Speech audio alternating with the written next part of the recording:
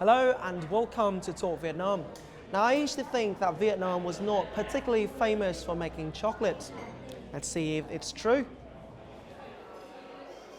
Certainly after that bite, that changed. Thanks to these two guys who have actually put Vietnamese chocolate on the world map, and the chocolate brand called Maru has penetrated the global market and joined the ranks of the top chocolates from all around the world. So what's the secret behind this phenomenon? Let's find out through our chat today. Hello boys. Now, first of all, I noticed some really nice bitterness in this chocolate of yours. Why is this? What's behind it? Well, there's bitterness, but there's other things as well. There's the characteristic of the cacao. There's a certain type of cacao that grows here. There's also a certain climate, a certain type of soil. All these things, and the work of the farmer. So all these things help to create a certain taste.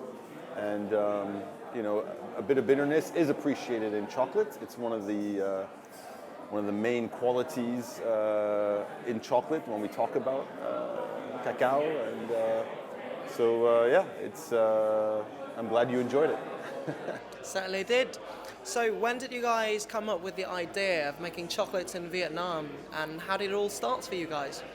Well, it started 5 years ago. So in the beginning of 2011, Vincent and I went to the countryside looking for cacao, and we met a farmer who was producing cacao, and then on the way back from that trip on February 1st, 2011, we decided to try our hand at making chocolate.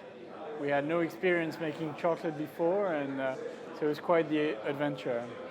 When we started with Sam, we actually didn't have much experience, and cacao wasn't really known at all in the world of cacao or chocolate. So there was a lot to learn. And in making chocolate, we realized that the cacao was actually quite good. You have to find it. It's not easy to find good cacao, but if you do find it, then you might have a good chance at making some really good chocolate. Imagine you pull two guys out from the rat race and you drop them somewhere deep in the jungle. Eventually, they stumble upon a cocoa tree and come up with a wild idea. Exploring the lush countryside, they become cocoa hunters, searching high and low for the best cocoa. Back in Saigon, they invent their own machines and experiment with the art and craft of chocolate making. Before you know it, these guys are making the first bean-to-bar chocolate from Vietnam. They are Maru, faiseurs de chocolat. So what sort of struck you the most about Vietnamese cacao that made you want to start a chocolate business here? First of all, and that's the thing we didn't know in the beginning, the cacao is quite good. It's also very rare. The production of cacao in Vietnam is very small. It's less than 0.1% of world production. So there's not a lot of Vietnamese cacao. And what we found out is that the little cacao there is actually quite good. This year it was recognized by the International Chocolate Association as a fine flavor cacao. So Vietnam is one of a few countries in the world that's recognized as producing fine flavor cacao. You guys also pride yourselves on being one of the first bean-to-bar, or maybe even the first in Vietnam, bean-to-bar sort of like model here, right? What is it all about, and what's so special about this model? Well, bean-to-bar means you make chocolate from the beans and all the way to a finished bar, right? So,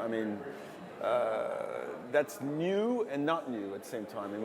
Chocolate has always been made from the bean, right? But the difference is that over time, fewer and fewer companies exist actually making chocolate from the bean. A lot of chocolate makers buy chocolate already made from about 4 or 5 very large companies. And so the small producers have kind of disappeared until recently. Now there's a resurgence of that. There's smaller makers making very fine chocolate with unique personalities from different places. So that's one thing. Another thing is that, and what we do, which is very uncommon, is actually making chocolate in the country of origin. That might sound strange, but most of the chocolate is made in colder countries. We're mentioning France or Switzerland, Belgium. Those are cold countries, traditionally made in those areas, not in the country where the cacao grows. And Sam and I decided that we would do it differently, that we would actually make it in the country of origin. One of the main reasons is we're close to the farmers. So, you can work in close proximity with the farmers on quality, which was very important to us. Vincent Moreau-Rochebois is a French-American who studied neuroscience at the University of Michigan, one of the most prestigious public universities in the US. He then spent 9 years in Hollywood and London making films and advertisements. In 2010, he traveled through Vietnam, Laos, and Cambodia, and that's when his life changed to another direction. Samuel Maruta grew up in the southwest of France and lived in Paris, Scotland, and Tokyo. He first traveled to Vietnam in 1996 when still a student, and years later came back to help create the successful subsidiary of a major French bank. When he had to choose between pursuing his banking career somewhere else or staying in Vietnam, Vietnam won as usual. The two French expats met on a trekking adventure and shared a mutual interest in pursuing a new project. Maruta and Moreau had heard about recent attempts to establish a viable cocoa industry around the Mekong Delta, which seemed a natural fit because of its tropical climate. So smitten were they that they gave up their day jobs to tap their French heritage and learn how to make chocolate in a country where little of it is actually consumed. You both quit your jobs for this. Looking back at that decision, what do you think? How do you see that decision now? I've never looked back. So, I mean, I never, the first step was coming to Vietnam. I never looked back on that decision. And then the whole, the minute we started, making chocolate, I never looked back on that either. So, I think with Sam, we've had a great opportunity to do something very exciting and original, and so far it's been a really a terrific journey. How about you, Sam? Yeah, I mean, unlike Vincent, my job before was not glamorous. I didn't work in Hollywood, so when I used to tell people I worked in a bank, they would yawn politely. But when you tell people you make chocolate, they get really excited.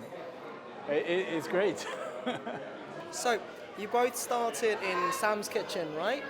What was that like, starting with all the basic tools and everything? Can you, share the story? Well, first we had to clean the kitchen. No, but yeah, it was great. I think it was important. I think Sam's wife was also involved during that time, helping out, and so were the kids. So there was a lot of experimentation and there was a lot of excitement, and a lot of friends being used as guinea pigs for testing our first chocolates. Including your wife. And my children. And your children, yeah. So we've made a convert actually with one of the Sam's daughters. So she didn't like chocolate when we started, so she was looking at her father like, "What are you doing? I don't like chocolate. You're gonna make a business out of this?" So you obviously at the time you had your family there. What did they think about the idea of you going for this job, and how did you sort of like picture your children what you were going to do?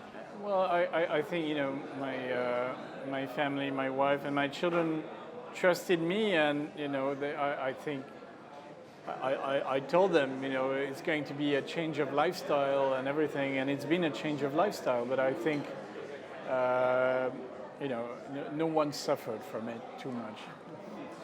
So, how did your children sort of react to the news that you broke to them that you were going to make chocolates and everything? I think it was fun. We have photos from 5 years ago. So now my kids are 13 and 11 now. So back then they were 8 and 6, and we have photos of them like peeling nibs by hand to help us make chocolate and stuff like that. So it was fun. It was a lot of playing around in the kitchen, and kids were like, "Okay, my dad's making chocolate." So What a cool They dad. thought of it cool dad. almost like a holiday project, you know, but one that's been going on for 5 years. This is a bar Marou's Barry 76%, described as a powerfully aromatic chocolate with hints of citrus, cardamom, and cinnamon. The bar owes this distinctive kick in taste thanks to this red cacao fruit grown in Mr. Duc's farm in Bà Rịa Vũng Tàu province, about 80 kilometers from Ho Chi Minh City. It was Veng Song and Sam's chance to encounter with Mr. Duc in February 2011 that would pave the way for Marou to be born. We were going along the country roads until we saw a sign on the side of the road that said Mua Hut Cacao, and we're like, okay, wow. So we came in to this property, and we met Mr. Duc and his son. We remember it clearly because it was the first time Sam and I went out together looking for cacao. And it was also the date where, after finding this cacao, we decided, why not try to make chocolate? As Marou has grown over the years, now 68-year-old Mr. Duc has also continued to perfect his cacao processing to yield the very best of beans. Nghe đũa học ngon, chua chua thơm thơm. We were sucking on the pulp of the beans. It's nice, there's sugar there, but it doesn't taste like chocolate. It tastes like a fruit, right? So it's important, but not the most important. The most important is what takes place in the fermentation after. Mr. Duc then opens the cacao pots to select beans for the next delicate stage of fermentation. The last step sees the beans sent off to the courtyard of the farm to be sun-dried. According to Veng Song, it is the intricate processes of fermentation and drying that help bring out the rich flavors and aromas inherent of the cacao in this region. We like Mr. Duc's beans because it has a unique taste. If you know chocolate, and if you're used to what's offered out there, this is a different experience. It's a bean that is quite fruity, quite acidulated, doesn't have much body, but it's very interesting and has a lot of character. Marou makes it a mission to work directly with family-owned cacao farms like that of Mr. Duc to not only provide technical and financial support, but also ensure quality is balanced with fair trade for the farmers involved. Today, almost all the cacao produced in Mr. Duc's farm goes into making Marou chocolate.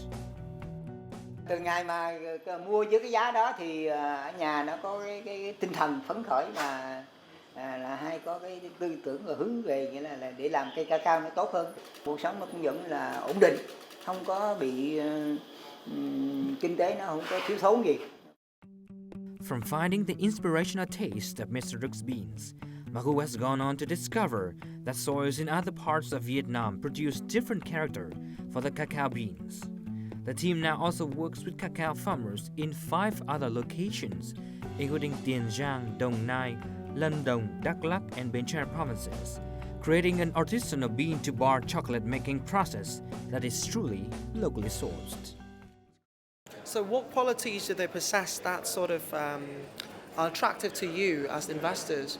Well, first of all, they were already doing good work, but they weren't rewarded for it because the buyers, other buyers just pay around the market price, right? For the same quality, for their quality cacao versus substandard quality cacao. So they were being paid the same price. I think we came along and we recognized, once we were getting more experience, we were recognizing that there was better cacao coming from these guys and that we wanted that cacao. And, you know, so it's, yeah, so essentially they were already doing good work, and then we can just help them do better. And that's what we've been doing, you know, slightly over time, is just adjusting here and there certain methods with them to improve things. So can you guys sort of share your journey to, you know, explore these locations with all the good cacao in Vietnam? Different places, you know, we have memories of like places that we visited for the first time.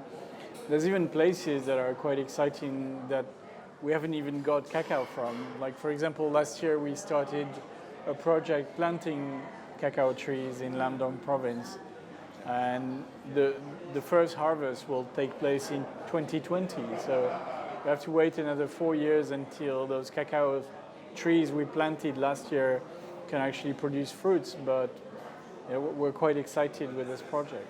I read something about a special bean that you guys find called Trinitario, isn't it? What makes this so special, and what role does it play in your chocolate? Well, it plays a very large role in the chocolate. There's three main varieties of cacao. Criollo, which is about 5% of the world's production. Forastero, which is about 80% of the world's production. And what's left is 15%, which is Trinitario, which is a hybrid of those two. So it gets the best of both. It has the fine flavors of the Criollo and the productivity of the Forastero. So, and in Vietnam, we have essentially it's 100% Trinitario, but from different strands, different hybrids, right? So some are a little bit more Forastero, some are a little bit more Criollo, etc. And we see, depending on the farms, we see essentially about 10 in Vietnam. And those were selected not by us, but before us by Professor Phuc at Nom Lam University, who is kind of the father of modern cacao in Vietnam. He's the one who selected those varietals. And I don't think he selected them necessarily for taste. He selected them for other things. He saw that they were adapting themselves better to the climate here. And some of them were producing more cocoa butter than some others. So I don't think he was really geared on taste, but other things. So when we started, we didn't know. But what we did know is where we were buying the cacao and how the chocolate was coming out, and if we liked it or not. And then over time, we've gotten more and more sophisticated, or we have much more knowledge on the different sub-varieties of Trinitario and so on. So you may have heard of Willy Wonka's chocolate factory, but here we have Maru Chocolate Factory. So how are these gorgeously delicious chocolates made? Let's go to the factory where all the magic happens in Thủ Đức. Well, this is where the beans are warehoused. So this is really important because, as you know, the chocolate is only as good as the cacao. So here we have our stockpile of beans. They come from 6 different provinces. We write down the date that we bought the cacao, and we write down the name of the farmer, as well as the weight of the cacao. So this tells us where the cacao comes from. Okay, so we started from this, the cacao beans, and I'm going to show you what happens next and how we turn those cacao beans into chocolate. The first step of transforming cacao into chocolate is roasting it. So roasting is literally cooking, right? So this works like an oven. It's also like a tumble dryer. It's got a drum and it rotates the beans inside, so the beans are evenly cooked. And when the roasting is finished, the cacao falls into this part, which is a cooling down part. So this is the place where we break the beans and we remove the shell. So the breaking of the beans is done in this machine. And then you can see we got this like crumbs of cacao and skin mixed together that come out. And then we put them through our winnowers. So the winnowers are pretty simple machines. They're basically blowing air up and we're dropping the crumbs down. So the heavy parts fall down, but the light stuff is blown away. You can see pure cacao nibs with no skin around it. The really interesting part happens here. So basically it's a stone grinder that rotates quite fast and for a long time. And this rotation is going to crush the cacao into liquid cacao mass. And during this stage, we're going to add sugar. So the sugar is going to melt and be crushed into the chocolate mass and is going to make liquid chocolate. So basically, we have molds which are made out of special food-grade plastic, and we fill those molds with chocolate. Then when the molds are filled with chocolate, we put them in the fridge, and when it comes out of the fridge, we have this, which is hardened chocolate.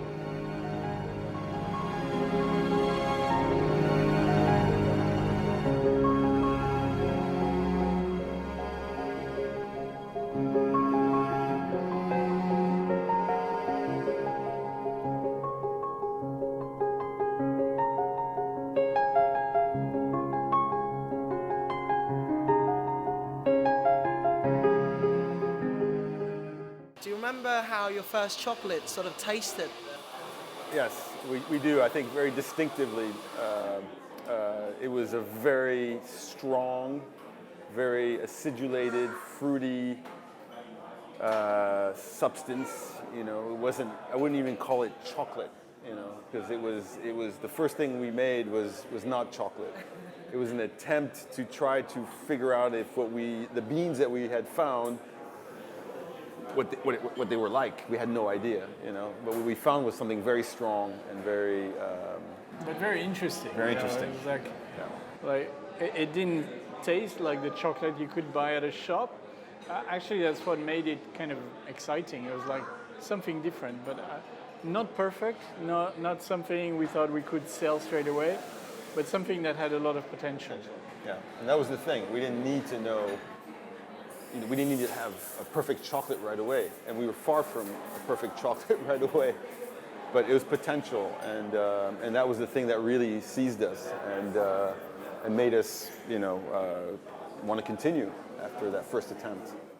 One thing that really struck me really hard when I first saw a bar of chocolate of yours was the packaging. These really colourful and they look really gorgeous and stuff. So can you tell us the story behind this? How did you guys come to develop these packaging? Well, the first thing is we wanted to do something great. And we wanted to have the idea was to be able to come up with a great product. Whether it would be possible or not, we didn't know, but that was what we wanted to do. And so, a great product is what? It's the chocolate, but also because you're proud of the chocolate, you want to dress it nicely, right? And you also want to be able to communicate what you're doing, and that takes place with the wrapper. And for us also, we wanted to tell the story about what we want to do, what we're doing, and part of that story is the place.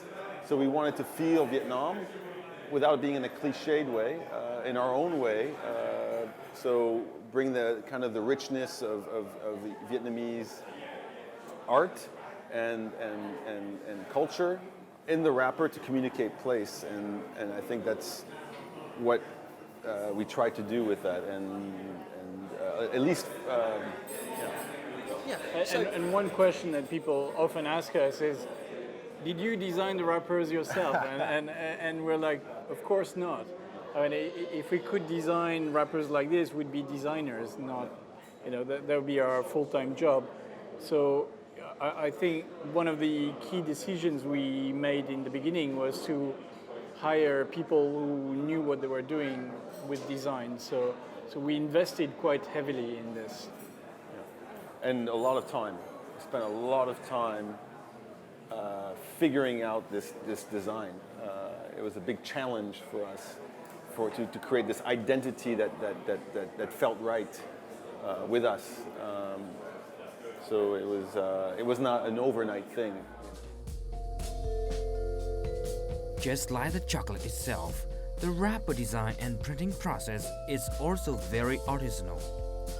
The designers from Rice Creative got the inspiration from Vietnamese ceremonial patterns and used hand-drawn motifs of cocoa pods, leaves and flowers, as well as monsoon clouds to convey a sense of natural bounty and made in Vietnam message. The product itself is original, so that was our inspiration, was the product. There's nothing like it, so it is original by default. We wanted to very strongly tell people that this is from Vietnam, proudly a Vietnamese product. Inspired by the tradition of printmaking, each color layer is applied separately through the semi-porous screen to the paper. The oil-based paint seeping through a very thin silk mesh that has been blocked in some places using a photosensitive coating onto which the designs have been projected. Each bar of chocolate then is wrapped in a unique piece of art.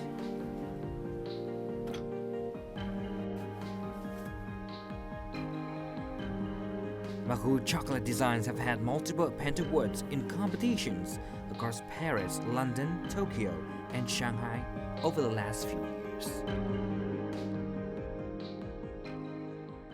Are there sort of like specific meanings to the different colors of your different chocolates? Could you explain it to me? Yes. Up to a point, yeah. Up to a point. We started with the intent that each bar would represent a different color that we find in the cocoa pods, right? So the yellow, red, green, we do find in the cocoa pods. And then there's a bit of a burgundy color that we also find in the cocoa pods.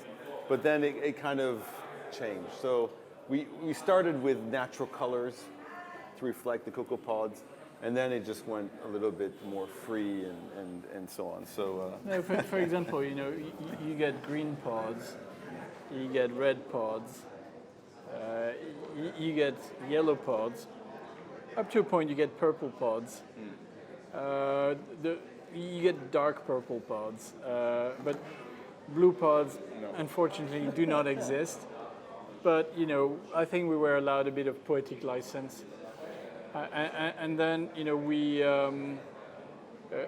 I think we attributed those colors to each one of the 6 origins that we're working with, and it's very helpful because you know very often people cannot remember that the blue one is Lam Dong, but they'll say, "Oh, I love the blue one," and we know exactly what they're talking about. You label it by color as well. Yeah, it's like a shorthand. You know, people remember them as the yellow one or the red one. People will say, "Oh, the yellow one is my favorite," you know, and we know exactly what they mean. You know, they don't have to remember the name of the province. It's also very, very eye-catching as well. How about the other 3 colors of yours? Okay, so these are what we call limited editions, and they work on different themes. This one was the first limited edition we created for Wallpaper magazine in the UK. So it's very design heavy. So you can see it's got a lot of geometric patterns. It's got the first use of that M monogram that now we have very big in our shop. And the paper is embossed, so there's a lot of work on the packaging. And these 2 are something we're very proud of. Unfortunately, we don't have a lot of cacao, but this comes from one farm in the Mekong Delta that's actually on an island in the middle of the Mekong River. And the cacao that comes from there is quite exceptional. And because it's quite exceptional, we decided to make it into 2 limited edition chocolate bars. So is that why you call it the Treasure Island? Yes. And how about the Heart of the Darkness? What's Heart of Darkness. behind the Well, name? it's the darkest chocolate we make. It's 85% cacao. Wow, that's a whole lot of bitterness. It's very, very dark. Yeah. Okay. This particular chocolate won a gold medal, so the best of its kind dark chocolate at the International Chocolate Awards in 2014. Wow. Can you tell us more about this sort of like competition? Yeah, the well? ICA, well, you know, the world of competition or chocolate competition is mostly known by specialists. I think people who buy chocolate from the supermarket have never heard of it. But for people making chocolate, it's a bit like the Academy Awards, you know. It's once a year, you go compete against your friends, you bring out your best products and you hope that you can bring back something. So we've been quite successful, but that's the biggest award we've ever gotten. But we've had a number of other awards for our chocolates. In the 5 short years since its birth, Marou has received critical acclaim and international press for the exceptional quality of its chocolate. The New York Times called it the best chocolate you've ever tasted, while Bloomberg made a comparison that Marou chocolate was about 8 times dearer than supermarket-bought chocolates in a store around Tokyo's bustling Shibuya shopping district. But customers didn't think twice about paying the equivalent of $23 for 5 ounces of chocolate. The dark brown slivers of sweetness weren't just a treat, but an opportunity to learn more about its superfood.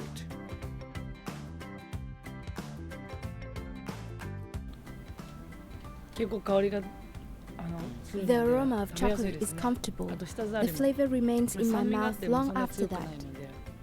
There's a bit of sourness, but not too much.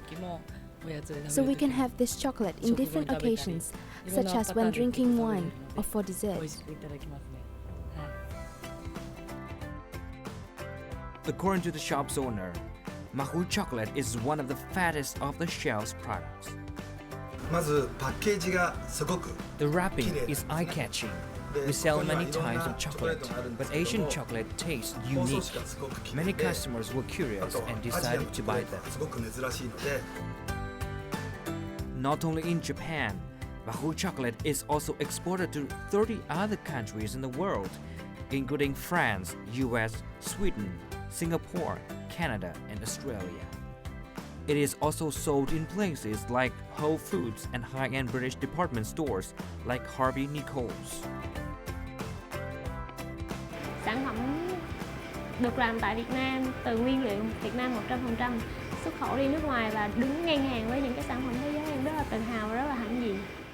So besides selling the chocolates, how have you sort of shared your passion for chocolates with the chocolate lovers around the world? Well, this is sharing. You know, making a product like this is sharing, and it's something that's resonated with people. I think people are very happy to try something new. You know, Vietnam is a new origin. Chocolate lovers around the world have tasted cacao from South America, chocolate, cacao from Africa, cacao from Indonesia, Papua New Guinea for some time now. Vietnam is new, and so people are excited about that. The thing about our chocolate is that we got a lot of recognition for it very early, and part of the recognition that we were seeking and that we got was recognition from people who are pastry chefs, okay? Because at the end of the day, when you're dealing with pastry chefs or other chocolate makers, you know that they know what quality is. So for them to recognize us as being part of the club was very important. So we started pretty early. I think that the first time we met people like Pierre Marcolini, who's a very famous Belgian chocolate maker, or Stéphane Bonnat, who's very famous in France. It was 5 years ago when we got started and we went to the Salon du Chocolat in Paris. Yeah, and those guys encouraged us to continue doing what we were doing. I mean, we were very new, and they were excited to see a new face in chocolate. And so they wanted to, in their way, kind of help us, support us in continuing what we were doing. And today, it's a small community of chocolate makers, and pretty much everyone knows each other. Most people get along, and most people try to support each other in different ways. So, in Vietnamese newspapers, you guys are considered quite a big hit, quite a success. But your size of business is still not that huge, right? How many employees have you got at the moment? Well, we have, there's about 25 of us at the factory. So, the whole thing is, people think of Marou, a lot of people think we're this big company, right? Because we export our chocolate and we win awards and all these things. But that's a brand perception. So the brand perception is quite big, but we're actually very small. We don't make that much chocolate. What does the future hold for your brand? Well, we're inextricably linked to the development of cacao in Vietnam. You know, right now the development of cacao in Vietnam is stagnant. You know, there isn't that much development. Unfortunately, there's not a great interest in the development of cacao in Vietnam, and it's an unfortunate thing. We would like to see more development of cacao, more growth in all these different provinces. But the truth is, when we started 5 years ago, there was a lot more cacao than today. And today we're okay because we're a small company. For other companies to be interested in making chocolate in Vietnam, there needs to be more cacao. The second problem that we see, and I think it's going to be a problem for not just cacao, but a lot of agricultural products from Vietnam, is that the farmers' age, the population is, the farmers are quite old. We see a lot of the farmers we work with, they're in their 50s or 60s, and their children, they work in the city. They don't work in the countryside anymore. So we wonder, when these people retire in 10 or 15 years' time, who will take over from them? So that's a sort of long-term concern we have. Besides a chocolate factory in Thủ Đức, Vang Song and Sam just built a miniature one downtown Ho Chi Minh City. It is one of a few chocolate cafes in the world that make chocolate inside a cafe. Chocolate lovers will have a 360-degree experience to discover how a cacao seed is turned into a high-quality chocolate bar. Everything is exposed, from the workshop to the dining room area, where guests can enjoy the various interpretations of their in-house chocolate creations. Whether people are foreigner or Vietnamese, everyone comes with the same surprise and excitement to learn about a product that they didn't know Vietnam had. Where I come from, there's a lot of chocolates, but they're always coming from all over the place. So what attracted me was that this was local. Maison Marot also boasts a team of veteran bakers, including Chef Gun Arun Papan, who was born in Bangkok, Thailand, and has had 10 years of experience working with chocolate. He quit his job in Paris to join the team after only a few hours visiting the Marot factory.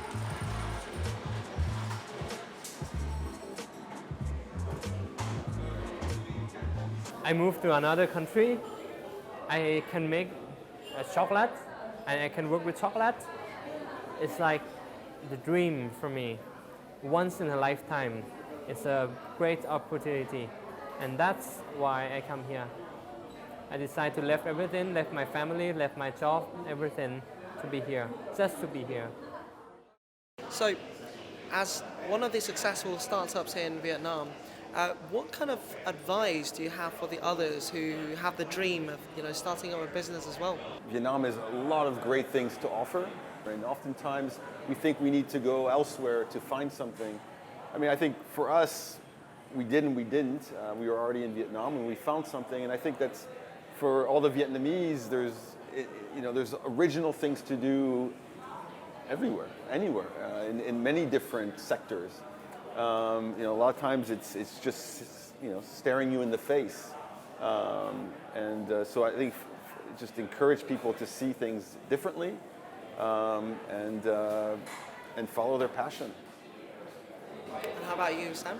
Yeah, I think having been in Vietnam for almost 10 years, I can see how fast the country is changing, and we see it in the new generation. We see it in the countryside, and we worry about the aging farmers. And for us, it's important that in our relationship with the people we work with, we just don't provide them with income for today, but we create something that's going to be valuable enough for them to pass it on to their children for the next generation. And we're hoping to do that with Marot Chocolate. That does give me a lot to think about. Thank you very much, boys, for the interesting chat and the hospitality here. And, you know, I've had a great time talking to you boys. Thank you. All right. Well, just before we say goodbye, we hope that today's show has inspired your love for chocolate and your appreciation of the arts of making chocolate as well. So remember what Vincent has said. Don't miss out on an opportunity if you see the potential in it. And that's it for this edition of Talk Vietnam. Goodbye for now, and until next time. Thanks, boys.